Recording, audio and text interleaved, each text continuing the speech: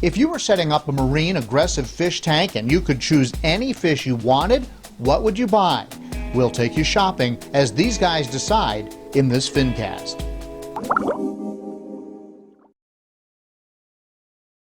Oh, we use the extreme fish food quite a bit in our shop. We like it very much. It's very palatable for the fish. We a lot of times fish that don't eat other things will eat the pellets, which is a great thing. Hey everybody, John here with another Fincast, and today what a treat. We are at Carolina Aquatics, which is basically you can pick whatever fish you want for your aquarium, but we are doing an aggressive aquarium today. It's a 400-gallon tank that's tied into our 8,000-gallon system, so think of this as unlimited choices, unlimited filtration, but what do you actually choose? Let's go shopping. So here we are at Carolina Aquatics. It's a wholesaler that sells to stores and imports fish and corals from all over the world, and there is no shortage of choices here, from everyday fish to marine community fish to specialty fish, and of course the aggressive fish that we're looking for today. Anything you want can be found here. So Ben and Steven are looking for 7 to 10 aggressive fish for our 400-gallon aquarium project, but it's hard to narrow the choices. Have to consider compatibility above all else. I mean, that's always going to be the most important when you're especially putting fish into a public display where you don't want anybody traumatized by some type of fighting, you know, that they can see in the public as they're passing through. So wait a minute, you're looking for aggressive fish, but you don't want any fighting. Yeah, that's exactly right. So you're trying to find the fish that don't have quite the picky nature, or putting them with fish with long fins. I like to tell everybody to try to get an idea on everything that you want in the tank total, and we can make a little list of which to go in first, which to go in middle, which to go in last. There's a queen angelfish. This one eats right out of your hand, so it's in great shape. There's a couple of beautiful unicorn tangs. They're not necessarily mean, but they certainly are swimmy fish. They make an aquarium beautiful, and they can handle themselves against the more aggressive fish. So that's in play. A naso tang has long, beautiful streamers, same story there. A rhinopius, which will eat fish almost as big as itself and might be a danger to other fish in the aquarium, but wow, is it different. There's a beautiful zebra eel in play. Lionfish, that's a bit of a staple. They're aggressive, they're venomous, but people love them, so you gotta look at the lionfish. Also a magnificent foxface, which has venomous fins. It can take care of itself, and a magnificent can get quite large, so that's an opportunity for this tank. And among the wrasses, there's chorus wrasses, a frontosa wrasse, which gets very big. They don't necessarily play well in a reef tank with your invertebrates, such as your shrimp. Then there's a juvenile French angel. It would be fun to watch that grow up. We considered a school of pearl scale butterflies, maybe some kind of a grouper. I think that's a must for an aggressive tank. Hey Chris, what's the deal with the white one, man? Well, it's a unicorn tank. That's how he's looked since he came in.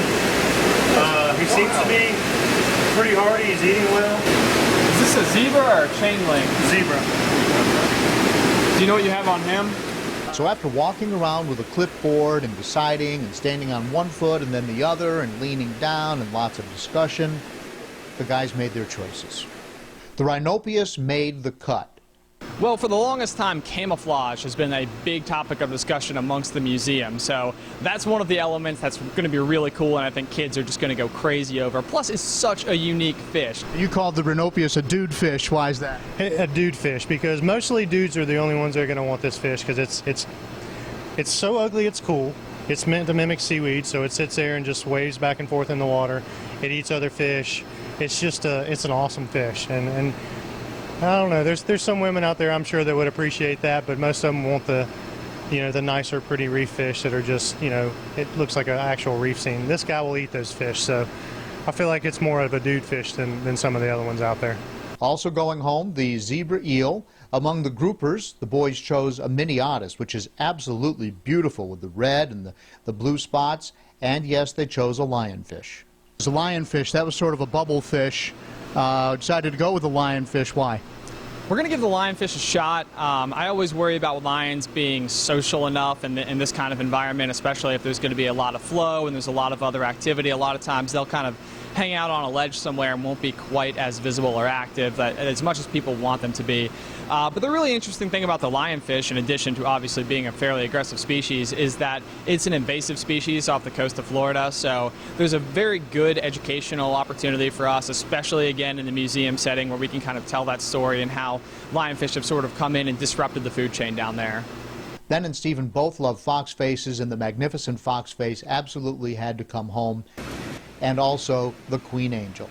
Well, it would eat right out of your hand, so that's always a good sign. But no, just a big, huge, beautiful fish, something that's not generally going to be reef safe. Most people aren't going to be able to get away with that. This particular display is tied into our huge reef system. We have all the benefit of all the filtration, but there are no corals in the isolated system that it's going to be found in, so I think it's going to be a perfect match for that tank. The guy said no to a school of butterflies, no to the wrasses, no to the French angel, no to the beautiful naso because they were afraid that the queen angel would nip at the streamers.